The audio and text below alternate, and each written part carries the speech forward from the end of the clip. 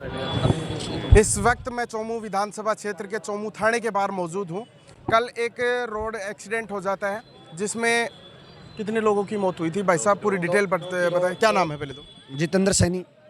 भाई क्या मामला चल रहा है? पूरा धरना लग रहा है यहाँ पे। धरना सुबह से धरना लग रहा है, अभी तक कुछ हो नहीं पाया। 5-5 लाख रुपए मुआवजे के दे पा रहे हैं, जिसने गवर्नमेंट आजकल दे रही है। इनकी तरफ से क्या कोई मुआवजा नहीं दे पा रहे हमारे को। कहाँ का निवासी था? कितने लोगों की जान गई? क्या पूरा जो दर्शक देख रहे हैं पूरा मामला क्या है? 2 लोगों की जान गई, एक छोटा बच्चा घायल है इसके अंदर, और कोई भी कमा के देने वाला नहीं बचा लास्ट में परिवार में।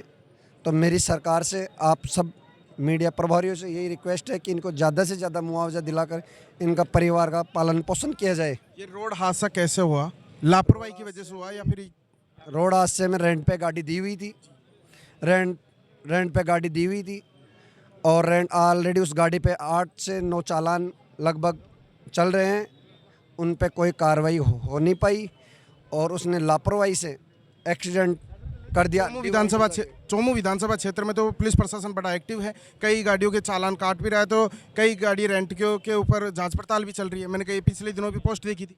सर ऐसा कुछ नहीं हो रहा है अभी, और जितने भी रेंट पे दे रहे हैं गाड़ी, ये सबको खरीद के रखते हैं और कोई इन पे कार्रवाई नहीं हो रही। आप भाई साहब रेंट का नाम ले रहे हो कि रेंट की वजह से गाड़ी, जो पर्सनली गाड़ी जो बच्चे चलाते हैं, बड़े चलाते, उनसे भी हादसे तो हो जाते हैं, कि यहाँ तक कि सरकारी ड्राइवर से भी हादसा हो जाता है। ऐसा कोई हादसा नहीं हुआ आज तक। डिवाइडर क्रॉस करके हुआ है हादसा, डिवाइडर क्रॉस करके उसके बाद में टक्कर मारी है इन लोगों ने। लापरवाही हुई है, और लापरवाही भी बहुत भयंकर हुई है। क्या नाम है बाबूजी? मेरा दिनेश कुमार सैनी है। मेरा कहना यह है कि जिस प्रकार से ये थार जो गाड़ी आती है, उसको एक गिरोह बना हुआ है जो काफ़ी फाइनेंस पर ले लेते हैं गाड़ियाँ और उसको रेंट पर देते हैं। आजकल के बच्चे इस तरीके के हैं कि वो रेंट पर लेकर उसको खुद की गाड़ी न होने की वजह से अनाप शनाप तरीके से चलाते हैं, और ऐसी घटनाएं कई बार हो गई। प्रशासन एक गरीब जो तबका होता है, जो बेचारा मंडी में आता है, उसकी गाड़ी को रोक के उसका चालान काट देता है, लेकिन उस ऐसी थार को के ऊपर कोई रोकथाम नहीं लगाता है जो आज इस तरीके का खतरा पैदा कर रही है। आप बोल रहे हो कि रेंट की गाड़ी से हादसा हुआ है। हादसा तो कोई सी भी गाड़ी से हो सकता है।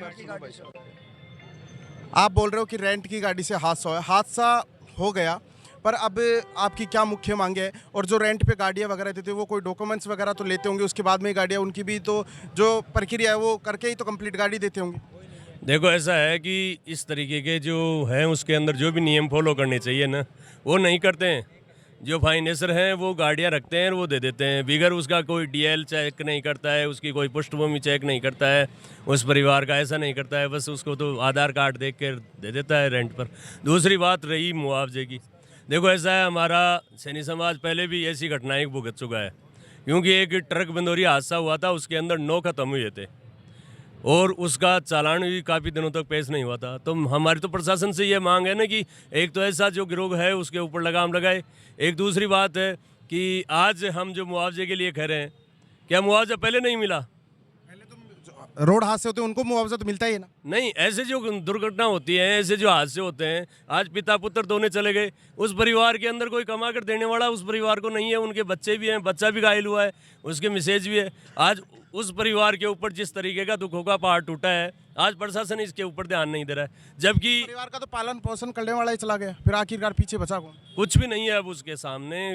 रोजी रोटी कमाने वाला कोई भी व्यक्ति नहीं है। उस परिवार को आज संबल देने के लिए हम प्रशासन से गुहार लगा रहे हैं। आज इतनी हजारों की संख्या के अंदर सुबह से धरना चल रहा है, लेकिन प्रशासन के कानों में जू नहीं रह रही है। जबकि पूर्व में भी जैसे एक बार कोटा के अंदर 5 छात्राएं खत्म हो गई थी, उनको गवर्नमेंट ने मुख्यमंत्री सहायता कोष से पैसा दिया था। तो ऐसा हमारे लिए क्यों नहीं होता है? इस परिवार के लिए क्यों नहीं होता है? ऐसा कोई मुआवजा दे सकते हैं? आला अधिकारी से बातचीत हुई। और रोड एक्सीडेंट कहाँ हुआ? रोड एक्सीडेंट तो अपने गोविंदगढ़ के आगे एक बदाड़ा कट है, वहाँ पे हुआ है, और आला अधिकारी यहाँ पे एसडीएम साहब, एसपी साहब, ये सब आ गए। लेकिन हमारी इस तरीके से देखते हैं कि चलो ये तो ऐसे ही करके रुके चले जाएंगे। आपके बीच में विधायक डॉक्टर सिकामील बराला बैठे हैं। हमारे बीच में विधायक सिकामील जी बराला बैठे हैं और रामलाल जी पूर्व विधायक भी बैठे हैं।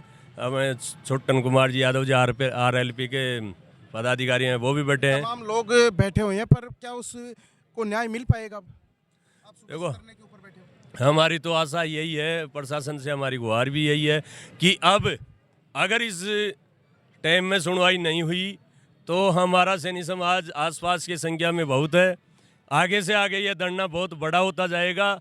ऐसा न हो कि फिर प्रशासन के कब्जे में ना आए। हमारी पुरजोर तरीके से मांग यही है कि अतिशीघ्र इस मामले को सॉर्ट आउट किया जाए। इस परिवार को कम से कम कुछ संबल देने के लिए मेरी तो मांग है कि 50 लाख रुपए का मुआवजा इस परिवार को मिलना अति आवश्यक है।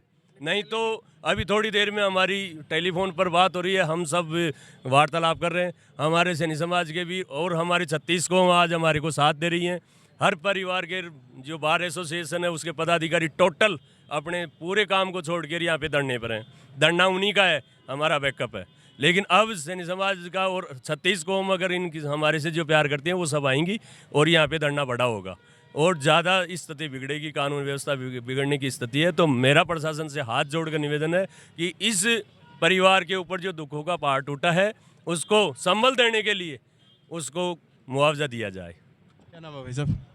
पवन कुमार से नहीं, भाई साहब, अभी कोई आला अधिकारी, सरकार वगैरह, प्रशासनिक अधिकारी उसको बातचीत कोई बात नहीं हुई है अभी। नहीं? आपके जनप्रतिनिधि, विधायक वगैरह पूर्व हो या वर्तमान हो, सारे बैठे हैं डिमांड और बता- फिर भी नहीं सुनवाई हो रही। 5-5 लाख रुपए बता रहे हैं उस उन। परिवार का तो पूरा जो पालन पोषण करने वाला था वो चला गया। 5-5 लाख से क्या होगा? कुछ नहीं होगा अभी, 5 लाख से कुछ नहीं होगा। अब आपकी क्या मांग है? हमारी मांग है 50 लाख रुपए और दोनों बच्चों को फ्री शिक्षा।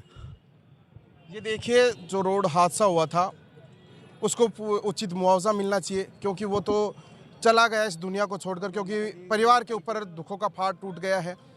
इस खबर को लेकर क्या लगता है, जो भी कोई अधिकारी देख रहा हो तो उसको उचित मुआवजा मिलना चाहिए, क्योंकि पीछे से उसका परिवार जो पालन पोषण करता था वो ही चला गया, तो पीछे से कौन बचा उसके परिवार को? उसके परिवार को पालन पोषण करने वाला कुछ तो आर्थिक रूप से मदद होनी चाहिए सरकार की तरफ से। इस खबर को लेकर आपको क्या लगता है? आप मेरे साथ देख रहे हो A to Z news media, मैं हूं निहाल सिंह। जय हिंद, जय भारत।